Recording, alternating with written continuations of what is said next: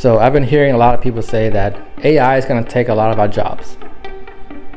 And I thought about it, and I think they're right.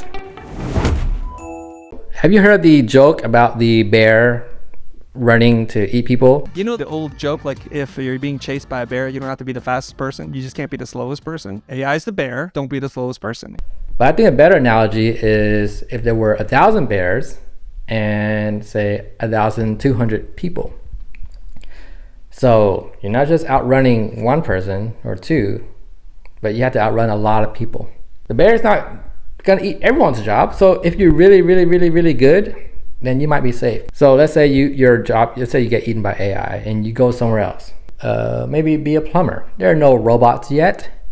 So I would just be a plumber, and I'll fix pipes, and I'll make a living that way. It's not what I love, but hey, I gotta pay the bill somehow. Well, there's gonna be a lot of people who have that same exact idea. So there's gonna be an oversaturation of plumbers or mechanics or whatever. So what's gonna happen? Am I gonna get 20 plumbers knocking on my door desperate for work? So you might be thinking, okay, maybe I'll just get really good, get really fast and run away from the bear, so I'll be in the top 200 and I won't get replaced. Well, things are not gonna be all sunshine and roses there either, because think about it. Now you're just gonna be grateful to have a job. Your boss will be like, okay, well, you know, there's a lot of people out there who want your job, right? So let's say you want a raise, or you're asking for anything, for more benefits, compensation, asking for anything. You don't have any leverage, because your boss would just look at the stack of applications, and not just trash applications, but these are probably highly qualified people who are legitimate, like also rock stars. Right, so your boss will be like, okay, if you want more money, that's great. You are free to go and find that. Meanwhile, I have a ton of people here who are really good applicants who will just kind of take your job right away. So I'm not afraid of letting you go. So what's gonna happen? I don't know. This is grim. This is as grim as the word to use, because is it going to go backwards? I mean, even if AI never gets better, it's still pretty amazing at what it's doing right now. And it is going to get better, just because it is. I don't know how much better it's going to get, but it's going to get better. The companies will consolidate. The big players will rise up and bubble up to the top, just like with Photoshop. For example, Photoshop's the king right now. So we're going to start seeing who the kings are, right? There's always going to be other players, right? There's Photoshop alternatives, but Photoshop's the standard. AI is going to be here to stay. Sadly, I think it's going to make a haves and have-nots kind of economy or society. So obviously you have the haves, or the people who are doing the hiring. They're the ones who have the AI and they're getting richer because they control this magical gemstone or whatever. And then you're gonna have this wide gap, and then you have these peasants here. They're scrambling for scraps.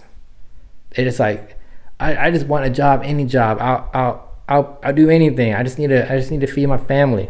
I gotta pay off these bills. I'm not an economist, but doesn't that mean there's gonna be a recession? Because when you got a bunch of poor people, they're gonna be scared and not gonna want to spend money on anything. So if you're rich with AI, but you're like selling things that people are not going to buy, then you're not going to do so well either. The economy doesn't need you or me as a consumer. It's evolving past us. First, the wealthy sell to each other. Luxury goods, bespoke services, customized services for the wealthy, exclusive experiences. Ferrari doesn't lose sleep over the fact that us normal people can't afford their cars. I don't think that keeps any of them up at night. When the top 1% controls 90% of the wealth, they become the only market that matters.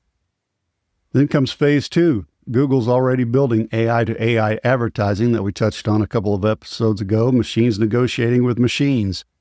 Your Walmart AI agent haggling with supplier algorithms, no human fingers touching the transaction. An entire economy of silicon entities trading digital goods at the speed of light. Finally, the concept of consumption itself becomes archaeological. When production costs hit zero and machines handle distribution, why maintain the fiction of a consumer economy?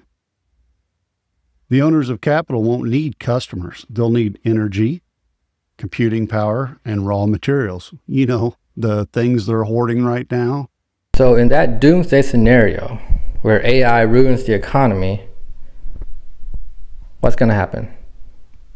Does this mean that universal basic income will actually be a thing now?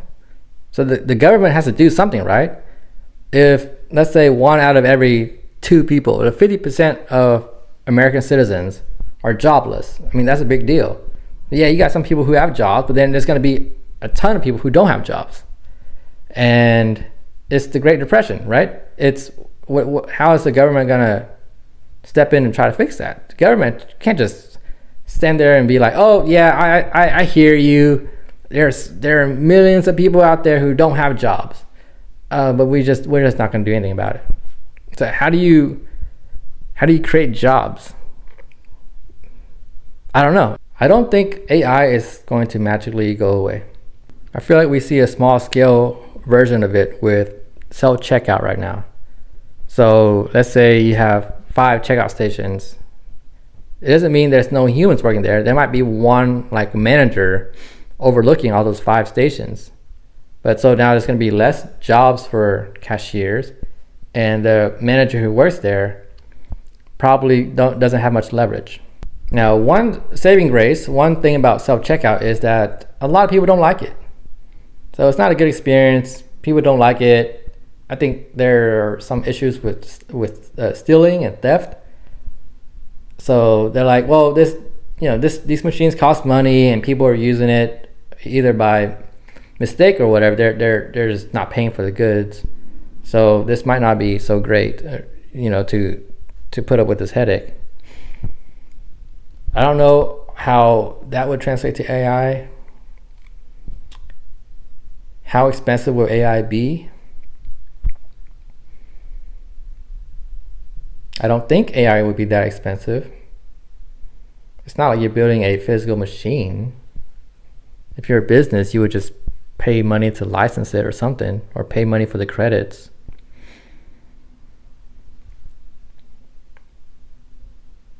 And the other thing is, will people like what AI produces? I think so. A lot of people say, oh yeah, there's no human touch.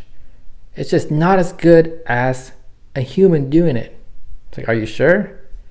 You probably don't know something that's AI. It's like the thing about CGI versus bad CGI, right? People saying like, oh, I hate CGI. It looks so fake. Yeah, but you only see the bad CGI. The good CGI, you don't even notice it. And good CGI is used everywhere. If you look up YouTube videos about good CGI movies, you'll be astonished at how much computer work goes into scenes, and you just literally never notice it because it looks real. So why would you notice it? And the same thing with going on here. People saying like, oh, AI sucks, but there's probably stuff that AI can do better than you. Like even if you're trained, let's say I'm a designer, and I when I was working, I used to do a lot of just PowerPoint. I used to design PowerPoint slides, find cool pictures and do layouts and stuff like that makes sense, and it's good. I got paid for it and everything. Well, what if AI can just do all that faster and better than me? That's not unfeasible, right? And even if it isn't like better than me, it's the cheapness of it makes it worth it. Or they might just get one master designer to just look at all the PowerPoint slides and decide if they're good or not. And if they're not, then he'll fix them up. So kind of like the cashier manager or whatever. So just going in, and maybe they're pumping out 25 presentations a day because you got these little AI interns doing your work for you, and then you're just going in and approving good, fix this, fix that, or you fix it yourself or whatever. I wish I could say that things were not looking grim and that there is hope. Well, there's always hope. Don't get me wrong. I think things will work themselves out. It might take some time. So there's always hope. You need to have hope. Hope is a virtue. But I think things are going to get a little bit rough before they get smooth.